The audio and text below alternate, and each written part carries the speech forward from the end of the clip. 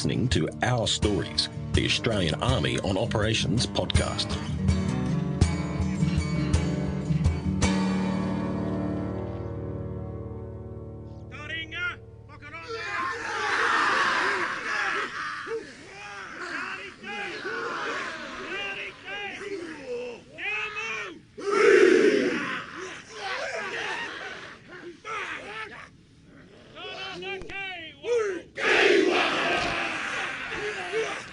This is Task Group Taji 4. I'm Captain Sharon Maskell-Dare, and today is an important day for the task group as a whole.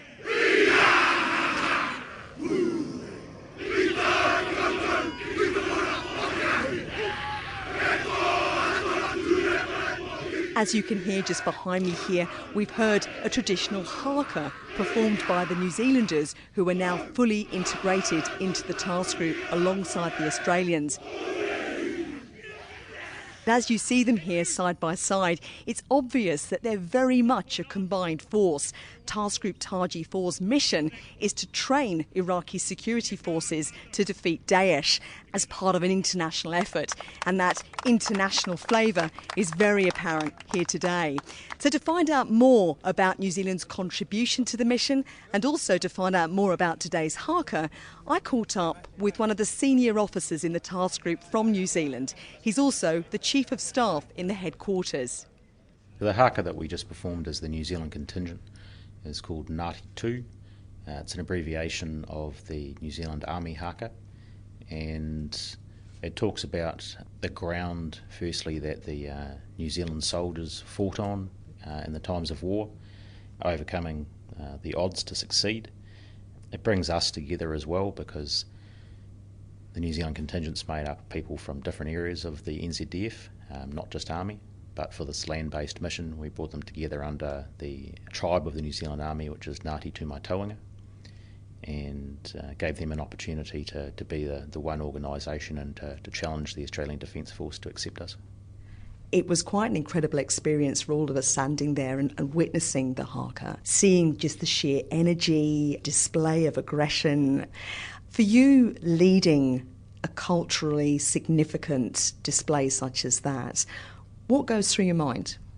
It's quite emotional, actually. It's one of those things where you don't realise it will impact you the way it does until you're actually involved in the event, and you feel the strength of the people behind you surging forward.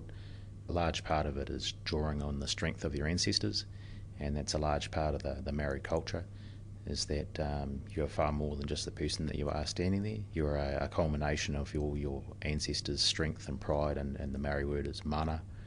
That's how you represent yourself, is based on your ancestors and the people who have gone before you. For people not familiar with the Haka, what does it signify? Ultimately, it is a challenge.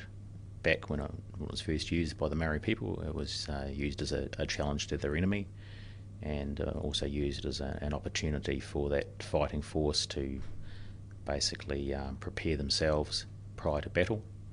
It can be used in different ways. I like to see it as what it ultimately is supposed to be, which is a challenge. And as the All Blacks do prior to a game, it's a challenge to the opposition. And for us today, our spin on it was that it was a challenge to the ADF to accept us. And did they? Oh, absolutely. They accepted us before that, but it was a good opportunity to signify it. From this day forward, we're an Anzac force. I went to Iraq in August for a reconnaissance, and I clearly saw there that it's an integrated force, just over 100 New Zealanders integrated into a force of just over 300 Australians, and they truly are an Anzac force, and they're working not just beside but completely integrated with the Australians. Why is it so important that Task Group Taji 4 is a combined force, an Anzac force?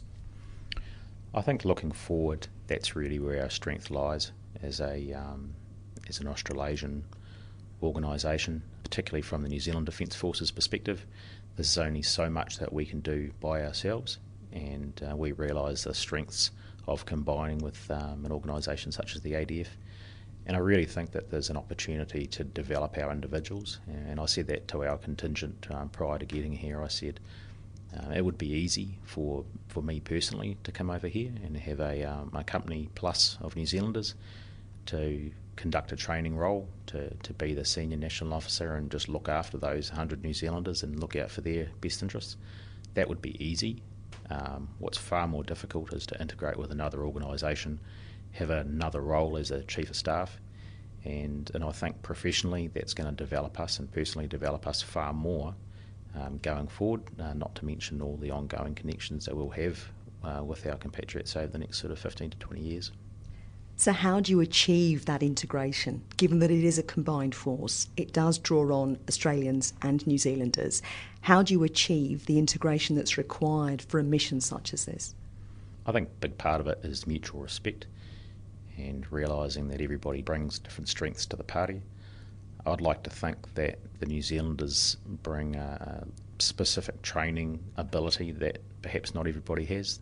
Our people tend to be friendly, humble, able to engage with people from other nations because we have such a multicultural background in New Zealand. Everyone is used to dealing with people from different cultures and able to reduce that potential friction. I think that's one of the strengths that we bring. I also absolutely respect the professionalism of the Australian Defence Force, and I think there's a lot of areas there that we can learn from as well. So I think as we come together, we actually appreciate each other's strengths and learn from them and develop ourselves. So how did New Zealand come to be involved in the first place, given that this is an international effort led by the US under Operation Inherent Resolve in terms of training, supporting the Iraqi nation? How did New Zealand come to be part of that effort? That's specifically a request from the Iraqi government. So the threat of ISIS has meant that the Iraqi government has appreciated the fact that they need assistance. A specific request came to the New Zealand government and we acted on that. We certainly didn't do so without forethought, and a huge amount of reconnaissance and planning was done to ensure that we were putting ourselves in a position where firstly we could keep our troops safe, but we could add value and train the Iraqis, and New Zealand government specifically chose to not enter into a combat role. We have no involvement with combat or targeting of any type. It's purely training the Iraqi security forces. I think so far that's been very, very successful. The feedback we've had from theatre is that we are adding real value and that many of those skills are being able to be used by the Iraqi security forces day to day and in the fight that's currently going on in Mosul. So you're making a difference? I believe so, and I think that we tend to be very careful with our resources. The New Zealand Defence Force doesn't have a lot of resource to throw around, so we tend to make sure that where we put it, those resources, we are getting best effect. And for any reason we didn't think that we were adding value, I think we'd probably reallocate them somewhere else. So I think the fact that the New Zealand government's decided to remain in Iraq is a clear demonstration that we are adding value. What kind of preparation then has gone into you becoming part of Task Group Taji 4 and preparing to deploy to perform this role? Myself and the Regimental Sergeant Major have been involved in this for probably about 5 months now. We came over here to Darwin back in August, and that's when we first started building our headquarters team, the senior leadership, and together we went into Iraq for a reconnaissance for a couple of weeks, and that was very, very good, got a good understanding of what exactly was going on there. We then came back, brought the New Zealand contingent together for a period of 3 weeks of pre-deployment training, which was our first opportunity to bring the team together, because it's not based on any particular unit within the New Zealand Defence Force. It's some units have contributed more than others depending on where they've needed to be drawn from, but bringing those 100 or so people together was our first opportunity to really build a team. We spent 3 weeks training, had a couple of weeks off, an opportunity to spend time with families, and then we've concentrated here in Darwin in just the last couple of days. And what kinds of people are part of the New Zealand contingent? You mentioned they come from a range of different backgrounds. What kinds of skills do they bring? We have a really diverse range of skills, and that's done on purpose to ensure that, particularly in the training community, there is the opportunity to be able to train the Iraqis in a number of different skills, depending on the need at the time. A good example of that would be that up until now, a lot of the training has been combat focused.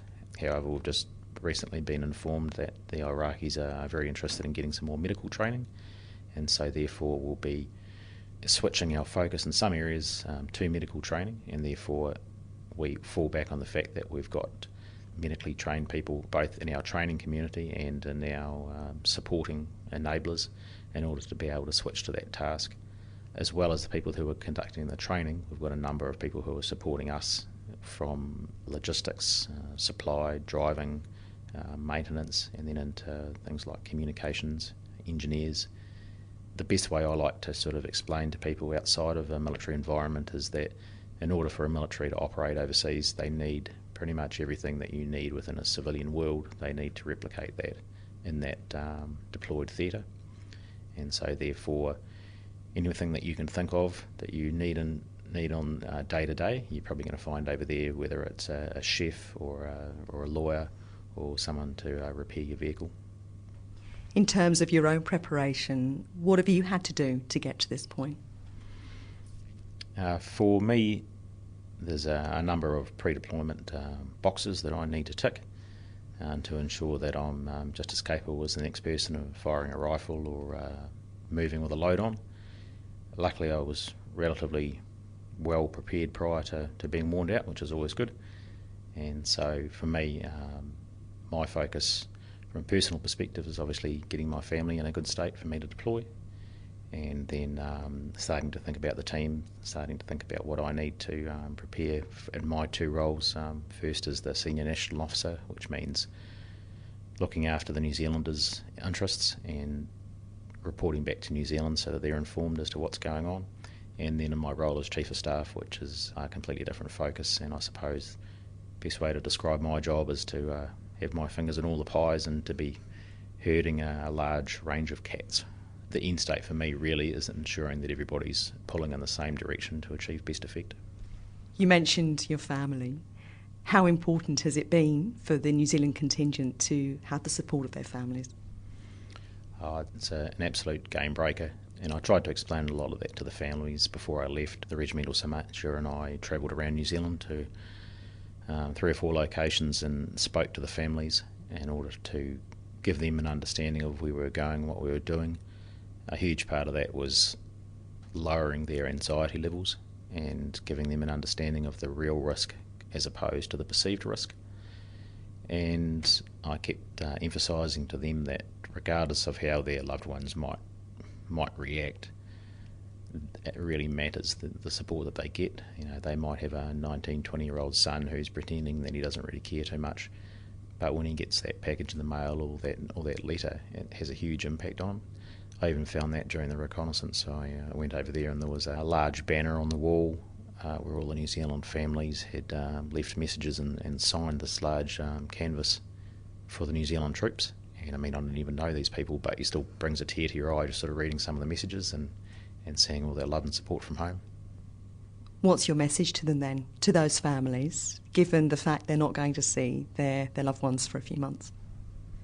I think it's just have faith that we've got all the processes in place in order to keep them safe, and that 6 months, 7 months goes by pretty quickly. Before you know it, they're back there in your world, and if anything, they've probably developed and matured and taken some real lessons away from their time in Iraq. And why is it so important that we go over and carry out this mission? I think for me, it's about protecting our countries, because for a long, long time, especially in New Zealand, I don't know about Australia, I think you guys probably have a little bit more of a realistic approach to it. I think in New Zealand we tend to believe that we're isolated from the rest of the world. We've got a big natural barrier of the ocean around us, but I think more and more these days globalisation has meant that there are no borders, and that us having a part in Iraq, I think it firstly demonstrates that we are interested and eager to assist, because the Iraqi people do need our help. But secondly, I think it's about trying to stamp out a threat that, whether we like to believe it or not, will eventually find its way to our shores. Chief of Staff, Task Group Taji 4, thank you very much. This is Captain Sharon Maskell-Dare reporting. This podcast is produced by the Australian Army and is copyright the Commonwealth of Australia.